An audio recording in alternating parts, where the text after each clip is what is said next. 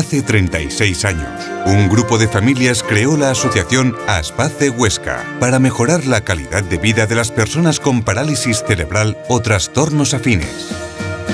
Un colectivo que presenta discapacidades complejas, con gran necesidad de apoyos y que al venir en su mayor parte desde el nacimiento, necesitan servicios adecuados a cada etapa vital y durante toda la vida.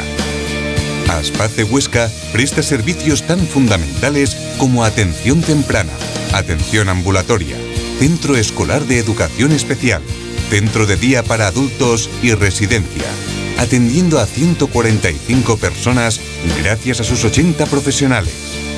Una cobertura posible gracias a la sinergia con el Gobierno de Aragón y otras instituciones públicas.